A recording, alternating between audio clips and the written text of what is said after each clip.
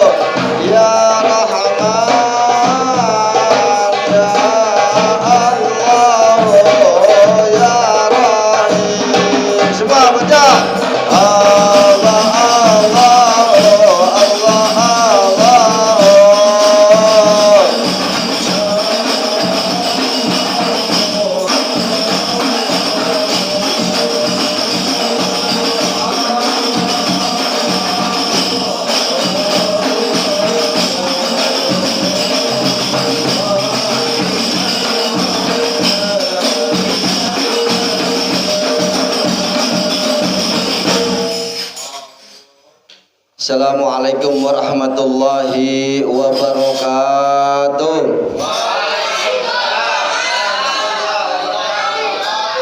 Alhamdulillah, alhamdulillahirabbil alamin, wa bihi nasta'in ala umuri dunya waddin.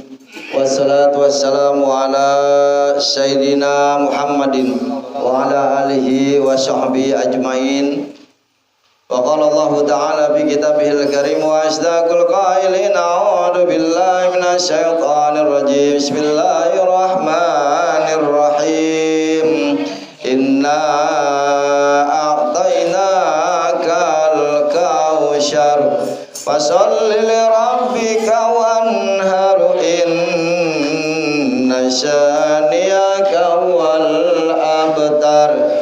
Wa qala Nabi Muhammad sallallahu alaihi wasallam man shalla alayya salatan wahidatan sallallahu alaihi wasallam biha asyra. Sadaqallahul aliyyul azim wa balagha rasuluna bil habibul karim wa nahnu dzalika minasyahidin wa syakirin walhamdulillahi rabbil Jamaah dirahmati Allah Subhanahu wa taala. Wabil khusus yang saya sangat hormati yakni sahibul majlis, Bapak Ketua RT kita yakni Bapak RT Didi Matana Allah mikul haya. Kita doakan semoga beliau Allah selalu panjangkan umurnya, amin. Allah selalu berikan kesehatan walafiat, dimudahkan segala urusan duniawi akhiratnya, dilimpahkan rezeki dan barokahnya, dan selalu dapat istiqamah bersama-sama dengan kita mensiarkan, meluaskan ajaran agama Islam, wabil khusus di wilayah Umur Kemayoran ini, amin ya rabbal. Dan juga yang saya sangat hormati yakni guru kita Ustadz Muti Matana Allah mikul haya, dan juga Ustadz Agung, dan juga para jamaah, adik-adik, bapak-bapak yang berkumpul di sini semua, mudah-mudahan kita dalam perlindungan Allah Subhanahu wa taala, amin ya rabbal. Jamaah dirahmati Allah Subhanahu wa taala, alhamdulillah wa syukurillah, kita pada hari ini sudah memasuki bulan Dzulhijjah pada tanggal sekarang tanggal berapa? 15 ya. 11, 12, 13, 14, 15. Hari yang kelima. Hari yang kelima di bulan Dzulhijjah. Sebagaimana kemarin telah dijelaskan keutamaan di dalam bulan Dzulhijjah, dari mulai awal tanggal 1 sampai tanggal 10. Yang tanggal 10 keutamaannya apa? Allah Subhanahu wa taala berfirman di dalam Al-Qur'an, Bismillahirrahmanirrahim. Inna a'tainakal kautsar fasholli li rabbika wanhar inna syani'aka huwal abtar. Inna a'tainakal kautsar, sesungguhnya kami telah memberikan kepadamu nikmat yang banyak. Fasholli li rabbika wanhar, maka dirikanlah salat karena Tuhanmu. Inna syani'aka huwal abtar. Inna sya, sesungguhnya orang yang membenci kamu adalah yang terputus. Zaman rahmat Allah Subhanahu wa taala, pada tanggal 10 kita sudah mengetahui semua yakni hari raya Idul Adha. Hari raya Idul Adha di situ ada yang namanya disebut juga hari raya kurban, memotong sapi, memotong kambing. Pertanyaannya adalah mahwal kurban, apa itu kurban? Kurban adalah asal kata dari korobat. Nausorob ya, nausorobnya adalah korban, asal kata dari kata koroba. Koroba yuqarribu kurban, nausorobnya yang artinya adalah memotong, mendekatkan diri. Ya, koroba yuqarribu kurban, takarrub artinya adalah mendekatkan diri kita kepada Allah Subhanahu wa taala. Pernah sering kita mendengar kalimat taqarrub kepada Allah, mendekatkan diri kita kepada Allah Subhanahu wa ta'ala. Korban asal mula kata dari qarraba yuqarribu kurban, yang artinya adalah mendekat. Jadi korban itu adalah bukan semata-mata orang yang mampu. Korban bukan semata-mata orang yang punya duit banyak. Korban adalah semata-mata bukan orang kaya, orang miskin, orang mampu, orang punya duit. Tapi korban adalah semata-mata yang ingin mendekatkan dirinya kepada Allah Subhanahu wa Ta'ala. Ya, jelas korban di sini banyak keutamaan-keutamaannya, yakni menyembelih kambing asal daripada Nabiullah Ibrahim alaihissalam bersama anaknya Nabi Ismail. Makanya di dalam Al-Quran dijelaskan sesungguhnya kami telah memberikan kepadamu nikmat yang banyak. Surat Al-Kautsar ayat pertama. Jadi orang yang diberikan nikmat Allah Subhanahu wa Ta'ala yang banyak, artinya sudah melebihi daripada kecukupan. Ya, yang merasa mampu, merasa punya uang untuk membeli hewan kurban. Nah, ini diperintahin sama Allah nih. Allah udah memberi, kalau istilah bahasa Betawinya, Allah udah gue kasih duit banyak, udah gue kasih harta berlimpah. Nah sekarang fasholli li rabbika wanhar, yakni maka dirikan sholat karena Tuhanmu dan berkorban. Di samping kita sholat, kita diperintahkan berkorban kalau bagi kita yang mampu untuk membeli hewan kurban. Maka dari itu kita perintahkan dan kita anjurkan kepada saudara-saudara kita yang mampu. Karena apa? Nabi tegaskan barang siapa orang itu mampu, mempunyai harta dan mampu membeli hewan kurban, tapi dia tidak menyembelih kurban, apa kata Nabi? Jangan engkau dekati tempat sholatku. Tuh, sampai Nabi seperti membuat ultimatum seperti itu. Ente mampu, punya duit banyak, punya mobil 8, apartemen, tapi nggak korban, apa kata Nabi? Jangan dekati tempat sholatku. Artinya Nabi di sini menegaskan kepada orang-orang yang mampu untuk melaksanakan kurban. Karena korban ini bukan semata-mata orang yang mempunyai uang banyak. Karena banyak orang punya duit banyak, hartanya berlimpah, tapi tiap tahun nggak pernah ngasih banyak nggak gitu? Banyak orang kaya, karena apa? Dia nggak mau mendekatkan dirinya kepada Allah Subhanahu wa Ta'ala. Ada peristiwa yang sangat hebat ini untuk kita pelajari, peristiwa kejadian nyata. Ada seorang nenek-nenek tukang pulung, kerjaannya mengutin sampah, mengutin botol aqua gelas, botol aqua plastik di jalanan, bawa gerobak. Tiba-tiba dia datang ke masjid Al-Istihad Tebet, bawa kambing 2 ekor. Ya. Terus kata si pengurus masjid ini, panitia kurban, "Nek, orang udah tua, ibu-ibu. Nek, mau ngapain nek bawa kambing ke masjid?" "Ini Pak, saya mau korban." Subhanallah. Akhirnya itu di masjid orang pada melongok semua. Ini nenek-nenek mana udah peot, bawa gerobak, ya, terus kerjaannya tukang mengutin aqua gelas, aqua botol, bawa kambing. "Nek, emang kenapa mau korban nek? Sedangkan kehidupan nenek nggak mampu. Ya, nenek aja kerjanya tukang mengutin botol aqua, botol plastik, ya, kardus-kardus di jalanan. Tapi nenek mau berkorban. Kenapa emangnya nek?" Apa kata si nenek tersebut? "Wahai para bapak-bapak panitia kurban, aku ingin berkorban karena aku ingin mendekatkan diriku kepada Allah Subhanahu wa Ta'ala." Tuh, subhanallah, seorang nenek-nenek tukang pulung, kerjaannya mengutin aqua gelas, aqua botol, bawa gerobak, tapi sanggup dia melaksanakan korban.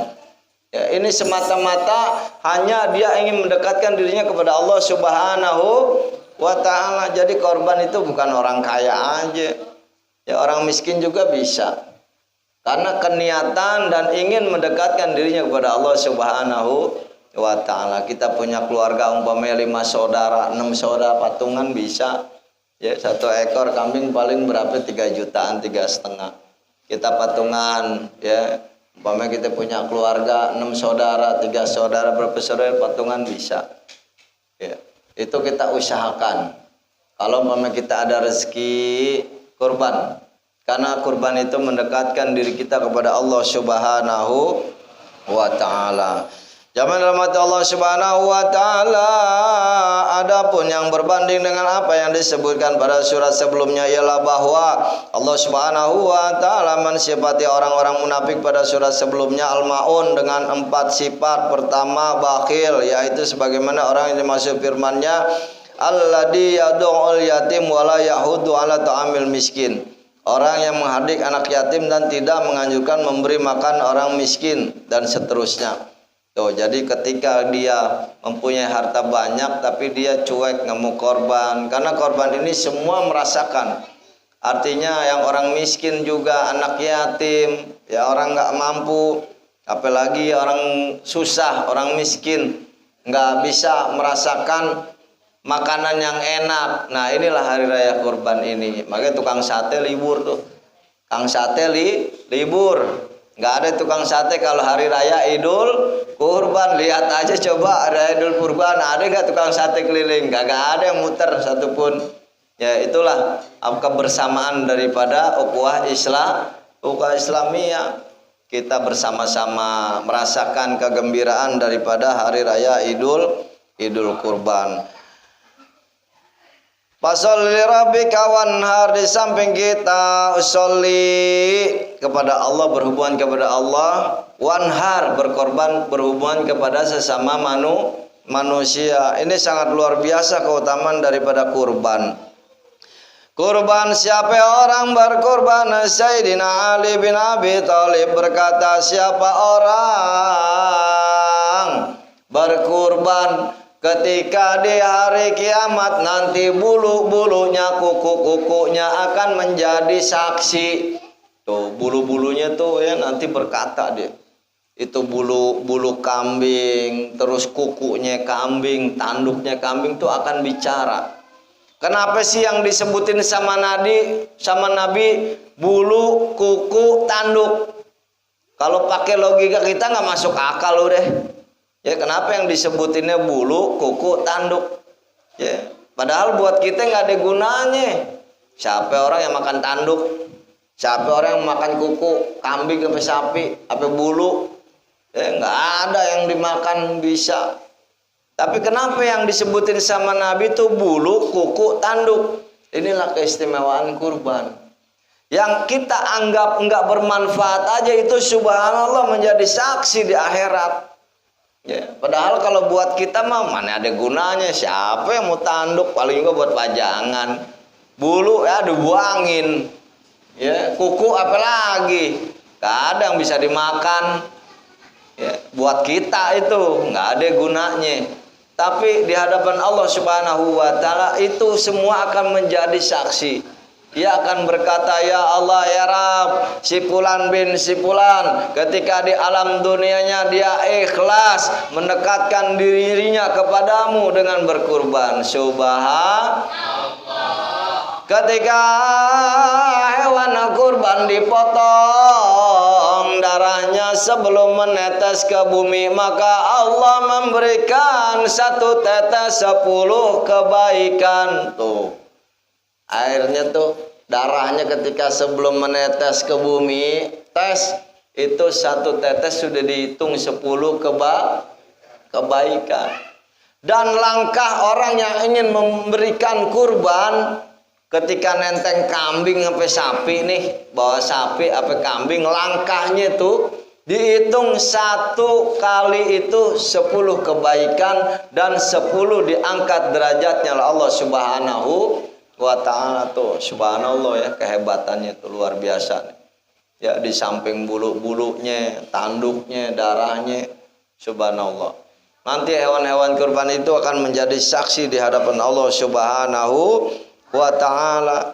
Makanya kurban itu bukan semata-mata orang mampu, tapi ketebalan iman yang ada pada dirinya. Salah satu contoh Nabiullah Ibrahim alaihi salam, ketika dia cinta sama Nabi Ismail anaknya, luar biasa kecintaannya, sehingga ya kecintaannya kepada Allah Subhanahu wa ta'ala hampir luntur. Karena saking sayangnya kepada Nabiullah Ismail alaihi salam, akhirnya sama Allah diuji, dapat mimpi.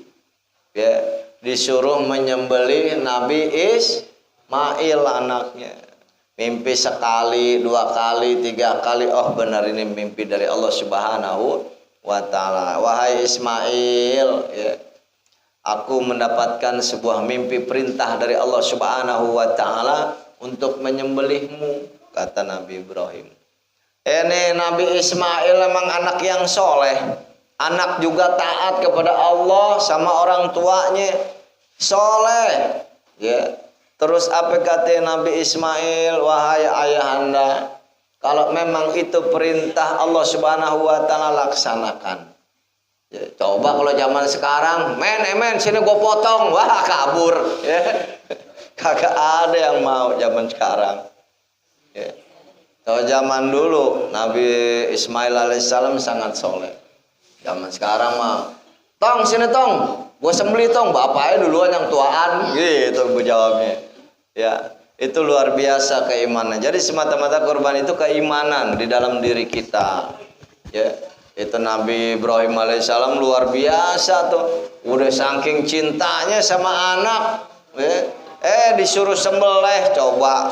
Mana Nabiullah Ismail ganteng, pinter, soleh, ya, bapaknya suruh potong. Ya, karena Nabi Ibrahim alaihissalam cinta kepada Allah Subhanahu wa ta'ala, akhirnya dilaksanakanlah kurban.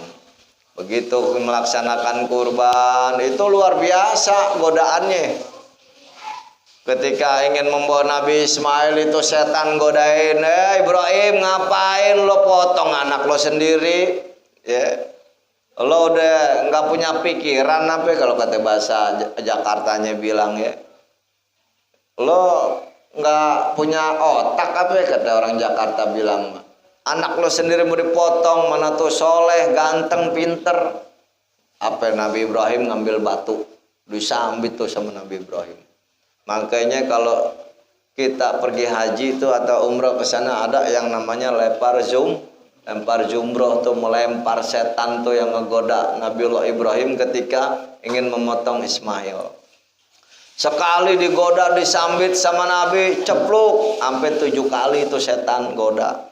Disambit lagi, disambit lagi, disambit lagi. Makanya lempar jumroh sebanyak 7 kali, dilempar, lempar. Itu menyambit iblis yang goda Nabiullah Ibrahim alaihi salam. Akhirnya terlaksanalah kurban.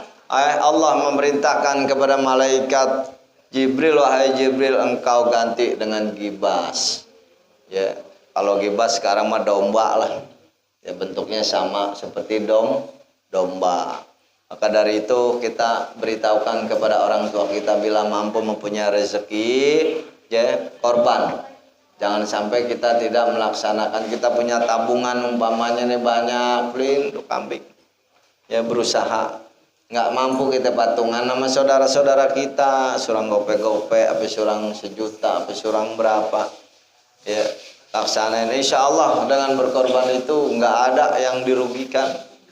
Bulunya itu Allah hitung satu helainya 10 kebaikan kali bulu kambing, udah nggak bisa kehitung itu kebaikan yang kita bisa dapatkan. Subhanallah, itulah kehebatan daripada kurban. Hari raya Idul Adha. Kemarin sudah dijelaskan keutamaan-keutamaan dari tanggal 1 sampai tanggal 10. Maka dari itu hari raya Idul Adha nanti jangan sampai kita tidak melaksanakan sholat hari raya Idul Adha. Dan setelah ingin melaksanakan Idul Adha, kemarin sudah dijelaskan jangan makan dan minum dulu ya. Jadi setelah subuh jangan makan dan minum, tahan sampai selesai sholat Idul Adha baru boleh makan dan minum. Kasih tahu orang tua kita, mama, papa, ayah, ibu, nanti besok Idul Adha jangan dulu kita makan sebelum selesai sholat Idul Adha. Bilangin, kecuali hari raya Idul Fitri. Kalau hari raya Idul Fitri kalian harus buka subuh-subuh, harus minum kopi, harus ngerokok, harus makan. Tapi kalau hari raya Idul Adha jangan. Habis subuh puasa sampai selesai melaksanakan sholat Idul Adha baru boleh makan, minum, ngerokok dan sebagainya. Ya, kalau sebelum Idul Fitri baru itu. Kalau Idul Fitri harus buka, nggak boleh, ya mutasyrik namanya, diharamkan untuk menahan diri untuk berpuasa. Nah, kalau kita Idul Adha menahan sampai selesai Idul Adha, kita dapat sunnah. Di samping kita dapat puasa Tarwiyah, puasa Arafah, dan sunnah di hari raya Idul Adha. Jamaah yang dirahmati Allah Subhanahu wa taala, dan juga pemberitahuan kepada para jamaah bila memotong hewan, perhatikan pisaunya. Ya, pisaunya diperhatikan. Yang tajam diasah berulang-ulang. Ya, jangan sampai begitu motong itu nggak mempan, nggak bisa masuk. Itu banyak peristiwa seperti itu saya alami itu. Ya, di Poncol itu tuh kan, kalau di Poncol itu luar biasa korbannya, sapi sampai 5 ya, Ustaz Muti ya. Sampai 6 sampai 5 sapi. Kambing tahun kemarin berapa? 42 ya, Ustaz Muti. 42. Jadi yang tukang potongnya nggak terkontrol, goloknya asal-asalan. Golok buat tebang bambu, buat motong kambing, yang nggak mempan. Ya. Wah, Ustadz itu mah tajam, Ustadz tajam. Begitu saya cek pakai kertas set, ya kagak bisa. Kalau mau nandain golok tajam atau tidak, itu kertas saja nih, kertas. Set. Nah, itu baru tajam tuh. Tapi kalau kertas belum bisa set kayak karter gitu, belum tajam itu. Mentang-mentang udah diasah tajam, nggak dites lagi. Akhirnya ngegodot kambing bandot lagi, yang bulunya tebal-tebal.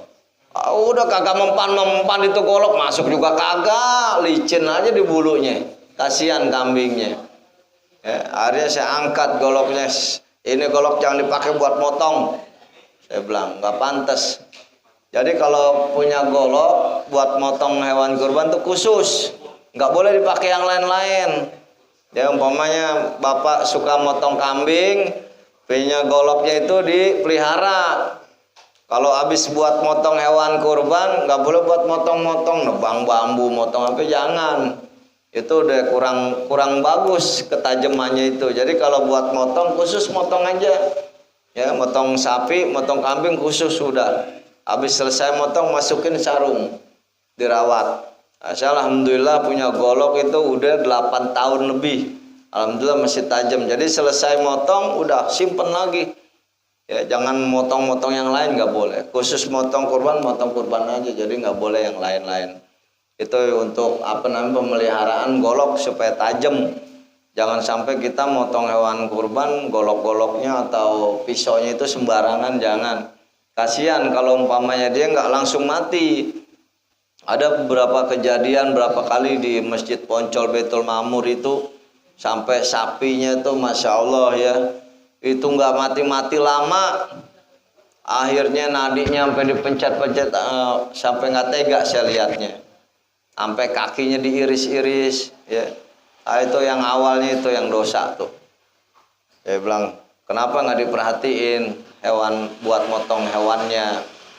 Kalau yang begini yang salah semuanya udah. Panitia juga salah. Kenapa nggak mau disiapin alat potong yang bagus? Ya, akhirnya saya sampai sekarang ini selalu memperhatikan. Saya di sana koordinator ya pemotongan hewan kurban di sana. Jadi setiap ada yang motong saya perhatiin tuh goloknya tuh. Coba lihat golok ke sini, saya kontrol satu-satu. Ya, karena itu tanggung jawab dunia akhirat. Kalau motong hewan kurban tuh nggak boleh asal-asalan. 2 kali tuh kejadian di Poncol, lepas kontrol, nggak ke kontrol saya itu alat potongnya. Ya, sampai dia matinya lama, udah kelepok kagak mati-mati. Ya mau dipotong lagi nggak boleh. Didiemin kasihan, bingung jadinya. Akhirnya nunggu lama tuh sapi baru mati, kayak kesiksa. Auzubillah min dzalik, jangan sampai terjadi seperti itu. Makanya kita perhatiin alat potong yang bagus. Begitu motong, set, udah langsung plak, putus. Ya, karena hewan itu ada 4 selongsong dia. Yang 2 besar-besar, yang 2 kecil nih. Ini 4-4-nya harus putus semua.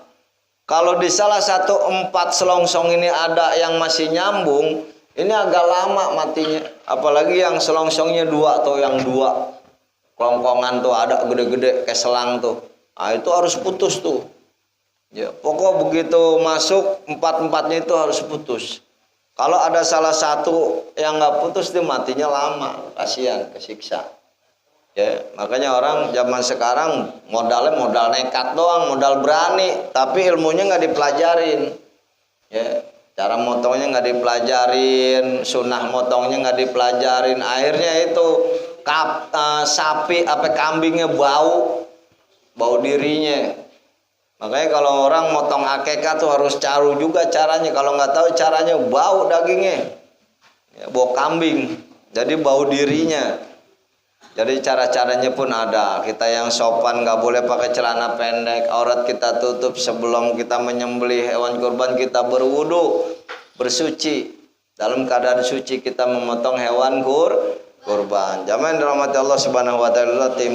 Tambahan sedikit untuk mengetahui bagaimana cara memotong herban. Nanti suatu saat kita bisa praktek ya.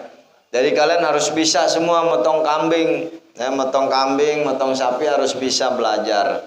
Karena saya juga dulu awalnya belajar nggak langsung bisa, tapi sudah memahami, sudah menguasai, kita belajar sama-sama.